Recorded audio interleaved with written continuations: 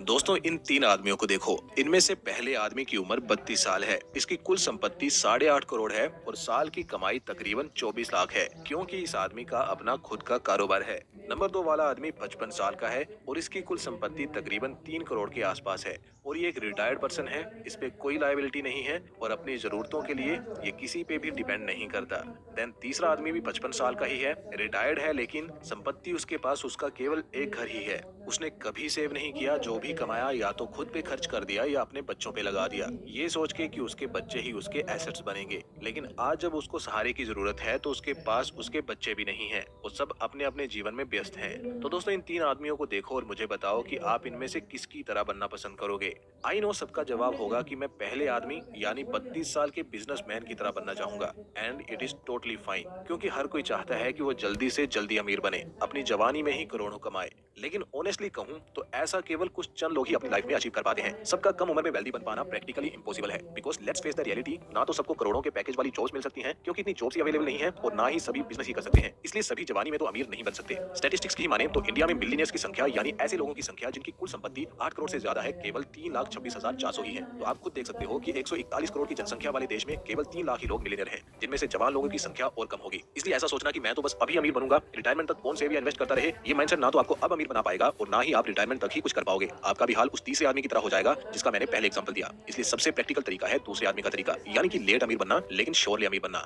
अगर आप बिजनेस नहीं कर रहे या आपका करोड़ों का पैकेज नहीं है और आप एक मिडिल क्लास बंदे हो या बंदी हो, तो आओ फिर मैं आपके साथ दूसरे आदमी की स्ट्रेटेजी शेयर करता हूं। एंड बिलीव मी, इस स्ट्रेटेजी को आप पसंद करोगे, बिकॉज ये 5 साल काम और जिंदगी और आराम वाली स्ट्रेटेजी है। 15,000 से 30 से 35,000 वाली सैलरी जो भी लोग लेते हैं, ये स्ट्रेटेजी उनके लिए है। इसलिए फटाफट शुरू करते हैं। तो दोस्तों, मिलिए 3 लड़कों के साथ, मोहित, अमित और मनोज के साथ। मोहित की उम्र 20 साल है, अमित की 25 और मनोज की है 30 साल। मोहित ने अभी अभी कमाना शुरू किया है, इसलिए उसकी सैलरी सबसे कम है। मोहित केवल 15,000 महीना कमाता है। देन सेकंड नंबर पे आता है अमित। इसको काम करते हुए कुछ साल हो चुके हैं, जिस कारण इसकी सैलरी भी बढ़ चुकी है और ये कमाता है 25,000 रुपए। फिर तीसरे नंबर पे आता है मनोज, जिसे इन तीनों में से नौकरी करते हुए सबसे अधिक समय हो चुका है और जिस कारण उसकी सैलरी भी तीनों में से सबसे अधिक है। उसकी सैलरी है 35,000 रुपए। इन तीनों की स्ट्रेटेजी ऑलमोस्ट सेम है, यानी कि तीनों ही एसआईपी के माध्यम से निवेश कर रहे हैं, तीनों 55 की एज में रिटायर होने का प्लान कर रहे हैं और तीनों ही इंडेक्स फंड में निवेश करते हैं, क्योंकि तीनों ही सैलरी एम्प्लॉय हैं और मार्केट रिसर्च के लिए उनको बहुत कम समय मिलता है। इसलिए इंडेक्स फंड इनके लिए नो ब्रेनर है। बस इन तीनों की स्ट्रेटेजी में एक डिफरेंस है और वो डिफरेंस है एसआईपी अमाउंट में। मोहित का एसआईपी अमाउंट सबसे कम है, क्योंकि उसकी सैलरी भी कम है और उसका अमाउंट है 3,000 रुपए। देन सेकंड नंबर पे अमित का एसआईपी अमाउंट है जो है 5,000 रुपए और फिर आखिर में है मनोज, जिसका एसआईपी अमाउंट सबसे अधिक है, जो कि है 7,000 रुपए। तीनों ने ही 20% अपनी इनकम का एसआईपी अमाउंट के तौर पे रखा है, जो कि 50-30 रूल के मुताबिक एकदम सही है। दोस्तों, रिटायरमेंट का मतलब होता है कि आप सब तरफ से सिक्योर हो और सिक्योरिटी के लिए आपको किसी नौकरी की जरूरत ना हो। मींस अगर आप काम ना कर रहे हो तो फिर भी आपकी इतनी इनकम होती रहे कि आपके सारे एक्सपेंस कवर हो जाए और अगर कोई इमरजेंसी जैसे कोई हेल्थ इमरजेंसी आ जाए तो उसे भी कवर कर सके। तो आज हम मोहित, अमित और मनोज के एग्जांपल से ये दोनों चीजों के लिए किस तरह पैसे जमा करने हैं यही जानने वाले हैं। तो सबसे पहले मोहित के एग्जांपल पे आते हैं। जैसे कि मैंने आपको बताया कि मोहित अभी अभी कमाना शुरू हुआ है, जिस कारण उसकी इनकम काफी कम है, लेकिन मोहित स्मॉल स्टेप्स की वैल्यू को समझता है। वो इस बात को जानता है कि मेरी इनकम चाहे कम है, लेकिन मेरी उम्र भी कम है और इसलिए मेरे थोड़ी अमाउंट की एसआईपी भी मुझे उतना रिटर्न दे सकती है जितना किसी ज्यादा उम्र वाले को ज्यादा अमाउंट की एसआईपी नहीं दे सकती।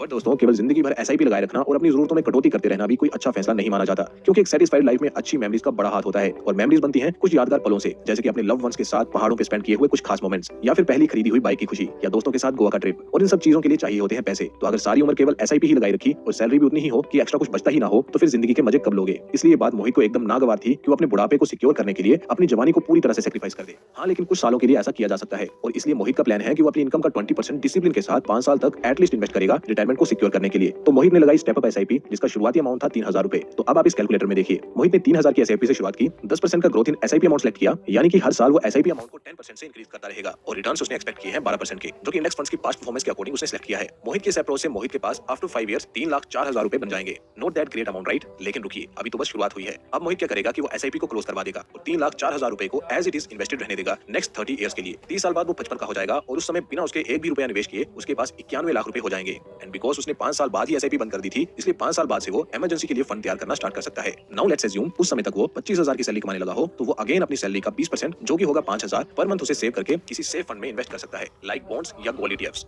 इनसे उसको 8 से 9% के रिटर्न्स मिल सकते हैं। मोहित अगर नेक्स्ट 5 साल के लिए ऐसा करेगा तो तकरीबन 30 का होते होते 3,80,000 का इमरजेंसी फंड उसके पास हो जाएगा, जिसे वो किसी तरह की आपातकालीन स्थिति के लिए यूज कर सकता है और जब तक उसे इसकी जरूरत ना पड़े तो इसे यूं का त्यों बढ़ने के लिए भी छोड़ सकता है। वो खुद ही बढ़ते रहेंगे और सबसे बड़ी बात कि सेफ भी रहेंगे, बिकॉज बॉन्ड या गोल्ड जैसे एसेट्स कंपैरेटिवली सेफ होते हैं दूसरे एसेट्स से। नाउ अगर मोहित को 55 की एज तक भी इस इमरजेंसी फंड की जरूरत ना पड़े, जो कि हाई चांसेस है कि नहीं पड़ेगी, बिकॉज ज्यादातर health conditions after this age ही आना शुरू होती हैं, तो 55 की उम्र का होने तक मोहित का इमरजेंसी फंड का अमाउंट भी 32 लाख के करीब पहुंच जाएगा। एंड इस तरह से मोहित 10 सालों में अपनी retirement as well as emergency fund दोनों को सॉर्ट कर लेगा और बाकी की लाइफ को अपनी मर्जी से एंजॉय कर पाएगा। बिकॉज देखो, एक आम इंसान की जिंदगी से अगर आगे की चिंता और किसी अनचाहे इवेंट का डर निकाल दिया जाए तो काफी संतुष्ट जिंदगी जी सकता है। एंड ये स्ट्रेटेजी भी इसी मकसद से बनाई गई है। केवल ज्यादा पैसा कमाना इसका मकसद नहीं है, बल्कि आपको जिंदगी जीने का सही तरीका सिखाना है। तो अगर आप मोहित की एज के हैं तो आप उसकी स्ट्रेटेजी का इस्तेमाल कर सकते हैं एक हैप्पी, हेल्दी और सेटिस्फाइड लाइफ जीने के लिए। ऑल्सो अगर आपकी सैलरी मोहित से कम या ज्यादा है तो आप एसआईपी अमाउंट को उस अकॉर्डिंग डिसाइड कर सकते हो। बट इस थंब रूल को याद रखिए कि आपको 20% अपनी इनकम का इन्वेस्ट करना है और जैसे जैसे आपकी सैलरी बढ़ती जाए तो अपने खर्चों को बढ़ाने के बजाय एसआईपी के अमाउंट को बढ़ाना है, जब तक कि आप अपने डिजायर्ड गोल्स को अचीव नहीं कर लेते। अब आगे बढ़ते हैं और अमित की स्ट्रेटेजी को जान लेते हैं। ये स्ट्रेटेजी उन लोगों के लिए है जिनकी उम्र 25 साल के आसपास है और सैलरी भी 25,000 से ज्यादा है।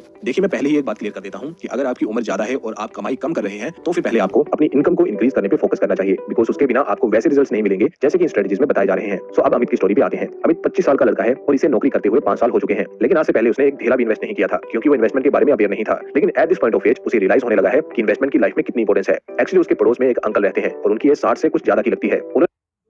프로그램을 사용하면서 느꼈던 불편한 점을 개선해 더 편리하게 만들었습니다.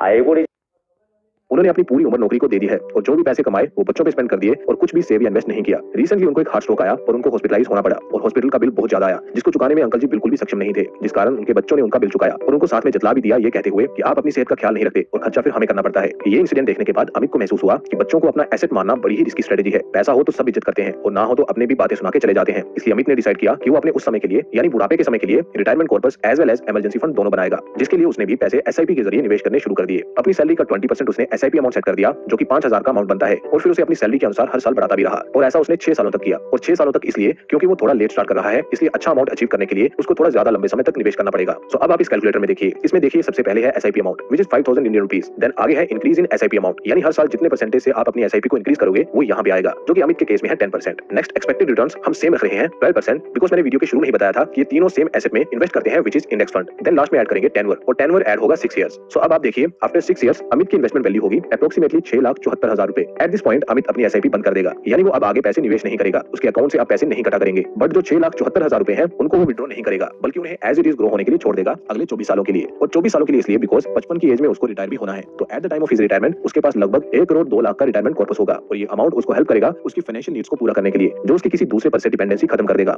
अब बारी है इमरजेंसी फंड की। तो उसके लिए अमित क्या करेगा कि जैसे ही एसआईपी बंद करेगा तो उस समय उसकी सैलरी भी अच्छी होगी। लेट्स अज्यूम कि 35,000 उसकी सैलरी उस समय तक हो जाएगी। तो क्या करेगा कि अब नेक्स्ट 4 सालों तक अपनी सैलरी का 20% यानी कि 7,000 रुपए इस केस में सेव करेगा और फिर उन्हें किसी सेफ एसेट में इन्वेस्ट कर देगा। सेफ एसेट्स यूजुअली लो रिटर्न्स देते हैं लेकिन रिस्क भी इनमें काफी कम होता है, इसलिए हमेशा इसे एक थंब रूल बना के चलें कि इमरजेंसी फंड के लिए हमेशा एक सेफ एसेट को ही चुनें। सो 7,000 4 सालों तक 9% के करीब भी अगर उसे रिटर्न्स देगा तो उसके पास 4,06,000 का एक इमरजेंसी फंड भी रेडी हो जाएगा, जिसे अमित किसी इमरजेंसी के लिए यूज कर सकता है और जब तक ऐसी कोई सिचुएशन उत्पन्न ना हो तो तब तक वो उन्हें ग्रो होने दे सकता है। सो इस तरह से अमित भी 10 साल तक मेहनत करके अपनी रिटायरमेंट एज वेल एज किसी इमरजेंसी सिचुएशन को हैंडल करने के लिए एकदम रेडी हो जाएगा और बाकी की लाइफ को पीसफुली जी पाएगा। अब आखिर में रह जाता है मनोज। मनोज की स्टोरी में थोड़ी शॉर्ट में सुना देता हूं बिकॉज वीडियो थोड़ी ज्यादा लंबी हो जाएगी। जैसे कि मैंने आपको बताया कि मनोज की एज 30 साल है और सैलरी है 35,000, लेकिन मनोज ने अभी तक कोई सेविंग या इन्वेस्टिंग शुरू नहीं की है। मे बी उसे इससे पहले कभी इसकी जरूरत महसूस ना हुई हो या फिर कोई और बात भी हो सकती है, लेकिन अब मनोज चाहता है कि वो निवेश करे, बट उसके पास कोई स्ट्रेटेजी नहीं है सही से निवेश करने की। बट लकीली अमित उसका नेबर है और मनोज के साथ उसके अच्छे रिलेशन हैं, इसलिए मनोज ने अमित से कहा कि यार ऐसी ऐसी बात है, मैं निवेश करना चाहता हूं लेकिन इंटरनेट पे बहुत सारी एडवाइसेस हैं जो कंफ्यूज कर देती हैं, तो तुम बताओ मैं क्या करूं। तो अमित ने उसको बताया कि देखो हम लोग डेली सुबह उठ के जॉब पे जाने वाले लोग हैं, हमारे पास वीकेंड्स के अलावा मार्केट्स को ट्रैक करने का या उन्हें स्टडी करने का टाइम नहीं होता, इसलिए सबसे बेस्ट वे है कि हम देश की इकोनॉमी पे बेट लगाएं। अगर देश अच्छा करेगा तो हम भी मुनाफा कमाएंगे और इकोनॉमी में इन्वेस्ट करने का सबसे अच्छा तरीका है कि तुम इंडेक्स फंड्स में इन्वेस्ट करो। इनका पास्ट रिकॉर्ड चेक किया जाए तो इन्होंने ऑलमोस्ट सभी एसेट्स से बेटर रिटर्न्स भी दिए हैं और पैसे भी इनमें कंपैरेटिवली सेफ रहते हैं। सो आप इंडेक्स फंड में इन्वेस्ट करना शुरू कर सकते हैं, ऐसा अमित ने मनोज से कहा।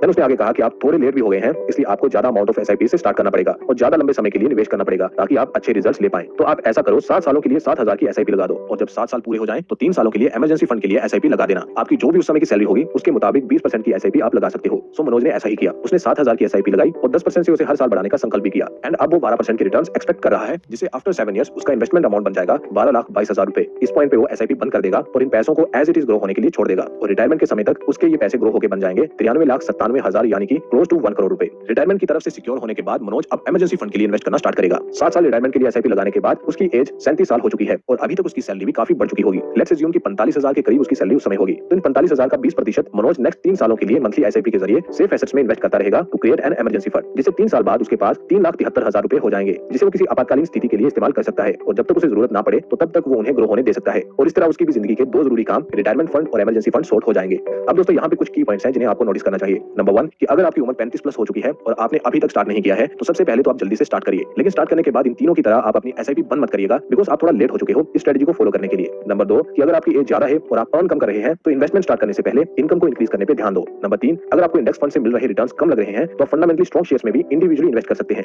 इंडिविजुअल इंडिविजुअल स्टॉक्स में भी इन्वेस्ट करना काफी इजी होता है। एंजल वन जैसे सिंपल टू यूज प्लेटफॉर्म्स आपको बड़ी आसानी से पैसे निवेश करने का मौका देते हैं। इनकी मदद से आप स्टॉक्स, ईटीएफ्स, आईपीओस एक्सेट्रा में बड़ी आसानी से पैसे लगा सकते हैं और इससे भी बढ़िया बात कि आप ऐसा फ्री में कर सकते हैं। तो इंतजार मत करिए, जल्दी से डीमैट अकाउंट खुलवाइए और अपनी इन्वेस्टमेंट जर्नी को आज ही से स्टार्ट करिए। लिंक आपको डिस्क्रिप्शन में मिल जाएगा। तो आज के लिए बस इतना ही। उम्मीद करता हूँ आपको वीडियो पसंद आई होगी। अगर आप इस तरह की वीडियो देखना पसंद करते हो तो आप हमारे चैनल इन्वेस्ट राइट को सब्सक्राइब भी कर सकते हो। मिलते हैं किसी और वीडियो में, तब तक के लिए जय हिंद।